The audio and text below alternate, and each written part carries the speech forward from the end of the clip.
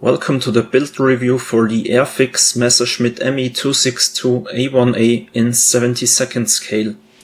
This kit is an entry for the Airfix group build for the group build group on Facebook and also an entry for the Schwalbe group build on Scalemates. In this video I will show you how I built and painted this jet. Please make sure to like the video and spread the word about my small channel. So as usual, I started by assembling the cockpit. It's quite detailed with rudder pedals, the flight stick and the side panels. After painting the cockpit in RLM 66 black-grey, I placed the decals for the instrument panel. Up next I brush painted the details and did some dry brushing. Airfix also added a pilot figure, which is great. I'm not very experienced with figure painting, but with my finest brushes I was able to add a few details and I think the pilot turned out relatively nice. Next up I airbrushed the gear bay doors, parts of the engines, wheel wells and everything else that should be painted in metallic colors. After adding a wash to these parts, I started the assembly. Note that I used Decals liquid cement for the first time on this kit. I couldn't make out a big difference to Revell's contactor glue other than the application via brush. The design of the model is quite logically and the parts for the cockpit and the fuselage parts fitted nicely, apart from a few minor gaps and seam lines that I corrected later. I also had to rescribe a few panel lines. The next step were the engine nacelles. They consist of 7 parts each, which makes them quite detailed. So far so good. The big problem about this kit, however, is the fit of the engine nacelles. Fortunately, I read about this issue before starting the Messerschmitt, so I was at least prepared for it. As you can see, the wings or nacelles just have the wrong shape to fit together flawlessly. Honestly, I couldn't make out where exactly the problem was, so I just removed material until the engines would finally fit. That was a real struggle, but with a lot of glue and clothespins they finally held in place, and I moved on to filling the gaps. Again I used milliput 2-part epoxy mixed with water for this. It's relatively easy to remove the excess with a moist cotton bud. I had to fill a couple of other areas too, but wasn't very motivated after the problems with the engines. Before priming I masked off the canopy with these pre-cut masks I got for about €2. These masks are a great time saver for little money, especially on a more complex canopy. After masking I started pre-shading. This was the first time using my new airbrush and compressor. I still had problems with the paint drying too fast on the needle, so the pre-shading didn't turn out very precise. However, it's no big deal because the pre-shading will be covered with the base coat anyways. I used RLM 76 light blue from Hataka for the underside of the 262. After a few thin coats the pre-shading was still slightly visible, so I moved on to the upper side. The first color here was RLM 82 from McFerren. I roughly covered the areas the painting guide and my online sources suggested. To get a smooth transition between the upper side and the underside, I used poster tack for masking. In contrast to the RLM 81 the manual suggests, I used RLM 83 olive drab for the darker color of this two-tone camo.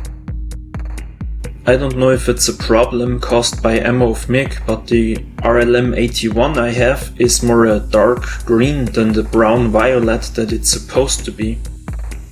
Anyways, the RLM 83 seemed to be the right choice.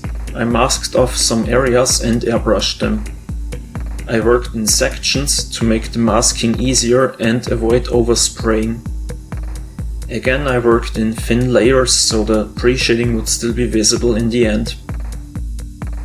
I have to say that I'm very satisfied with my new airbrush and compressor. The only technique I still have to practice is airbrushing thin lines and mottling. I assume that I just have to thin the paint even more so it doesn't dry on the needle that quickly. Even though I removed the nozzle cap and lowered the air pressure on the compressor, it was still very difficult. If you got any tips on that, leave me a comment.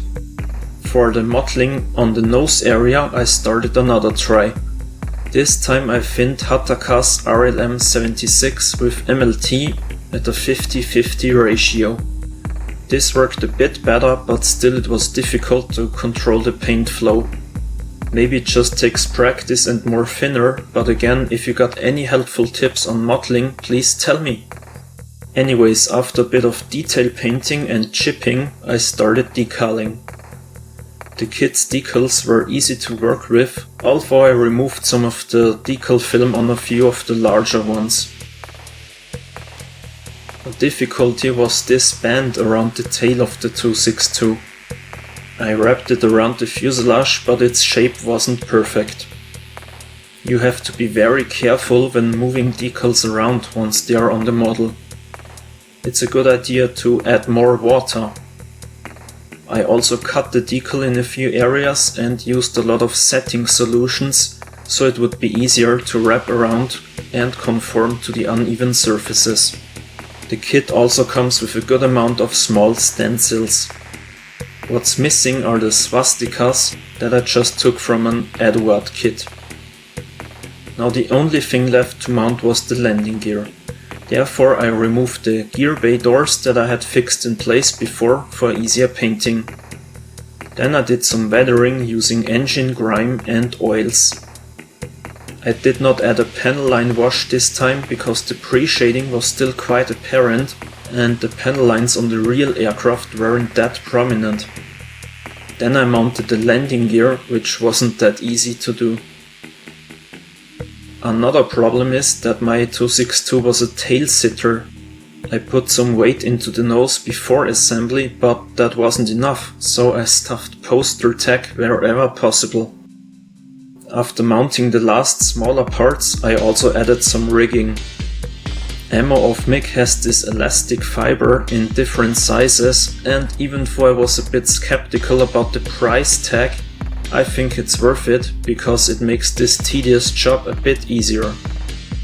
Last but not least, I decided to add this kettenkrad from an old Hasegawa kit. This took me longer than expected, but it was a good chance to practice figure painting and weathering. And here you can see my finished Airfix Messerschmitt ME262. Because of the trouble with the engine nacelles, this kit is far from perfect. Most other aspects were good, like the pilot figure and detailed cockpit, but considering that their advertisement for this kit also mentions that they went to a museum to collect information from a real Messerschmitt 262 makes this kit a bit disappointing. Anyways, I enjoyed building this first entry for the Airfix group build, and I hope you liked the outcome too. If you did, please support my small channel and stay tuned for my next projects. I want to add one more entry to the Airfix group build, but also create some smaller dioramas. If you got any feedback, please add your comments below. So that's all for now, thanks for watching and have a nice day. Bye!